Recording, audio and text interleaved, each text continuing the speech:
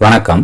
எப்படி ஜெபிக்கணும்னு கற்றுக் கொடுத்த போது, உம்முடைய விருப்பம் பரலோகத்திலே செய்யப்படுகிறது போல பூமியிலேயும் செய்யப்படுவதாக என்று ஜெபிக்கும்படி இயேசு கிறிஸ்து சொன்னார்.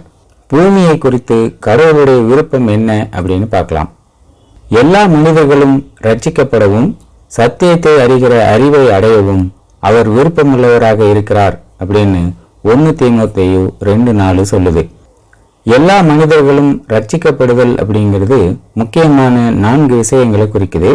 1, சத்தியத்தை அறிய வேண்டும். 2, அழிவிலிருந்து தப்பிக்க வேண்டும். 3, உயிர்த்தெழுதலில் வர வேண்டும். 4, நிலைவாழ்வை பெற வேண்டும். இது எல்லாம் தான் கடவுளுடைய விருப்பம். அதை ஒன்று ஒன்றா பார்க்கலாம். முதலாவது, சத்தியத்தை அறிய வேண்டும். சத்தியம் என்பது கடவுளுடைய வார்த்தை அப்படின்னு ஏற்கனவே சிந்திச்சோம்.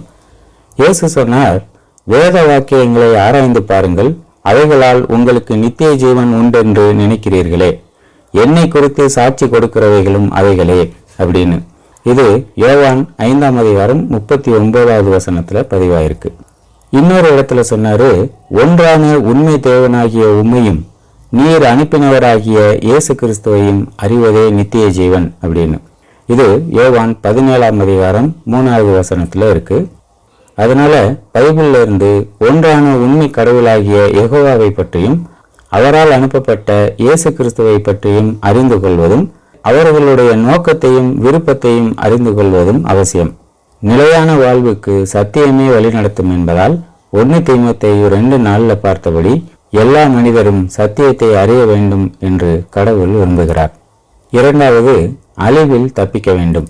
இந்த கெட்ட உலகமானது கடவுளால் அழிக்கப்பட இருக்கிறது.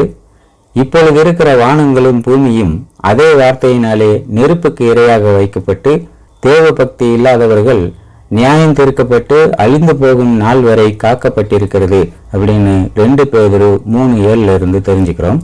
இந்த கெட்ட உலகத்தை அழிச்சிட்டு புதிய வானத்தையும் புதிய பூமியையும் உண்டாக்க போறதா கடவுள் வாக்கு கொடுத்திருக்காரு. அந்த வாக்குறுதி பற்றி 2 பேதுரு 3:13 வசனம் சொல்லுது. அவருடைய வாக்கு தத்துவத்தின்படி நீதி நிலைத்திருக்கும் புதிய வானங்களும் புதிய பூமியும் உண்டாகும் என்று காத்திருக்கிறோம் அப்படின்னு. அப்போ கடவுள் ஏன் இன்னும் தாமதிக்கிறார் அப்படின்னு சிலர் கேட்கிறாங்க. 9 வசனம் அதுக்கு பதில் சொல்லுது. ஆண்டவர் தம் வாக்குறுதியை நிறைவேற்ற காலம் தாழ்த்துவதாக சிலர் கருதுகின்றனர். ஆனால் அவர் அவ்வாறு காலம் தாழ்த்துவதில்லை. மாறாக உங்களுக்காக பொறுமையோடு இருக்கிறார்.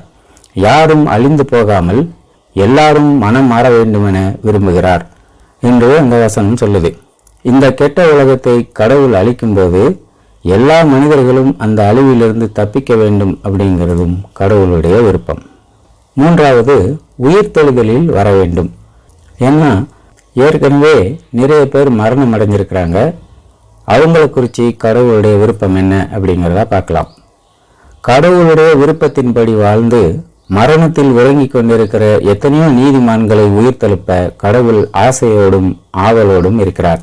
உதாரணத்துக்கு தானியேல் கிட்ட பேசிக்கிட்டு இருந்த ஒரு தேவதூதன் சொன்னார், நீயோவென்றால் முடிவு வரும் வரை போயிரு, நீ இளைப்பாறிக் கொண்டிருந்து நாட்களின் முடிவிலே உனக்குரிய பங்கை பெற எழுந்திருப்பாய் அப்படின்னு. இது தானியேல் 12:13 வசனத்துல இருக்கு.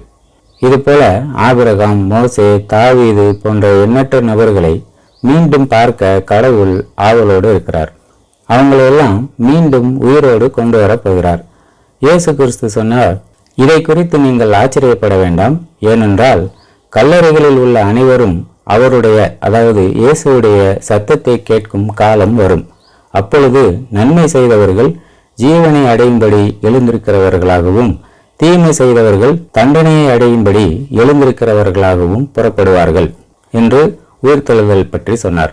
யோவான் 5:28 மற்றும் 29 வசனங்கள்ல இயேசுடைய இந்த வார்த்தைகளை பார்க்கலாம். நன்மை செய்தவர்கள் ஜீவனை அடையும்படி எழுந்திருப்பார்கள் என்று இயேசு குறிப்பிட்டாரு. அதனால எல்லாரும் நன்மை செய்து ஜீவனை அடையும்படி உயிர்த்தெழ வேண்டும் அப்படிங்கிறது கடவுளுடைய விருப்பம். நான்காவதா, நித்திய ஜீவனை பெற வேண்டும். கெட்ட உலகத்தின் அழிவிலிருந்து தப்பிக்கிறவங்களும் உயிர்த்தெழுப்பப்பட போகிற நல்லவர்களும் நித்திய ஜீவனை பெறும் வாய்ப்பை பெறுவாங்க.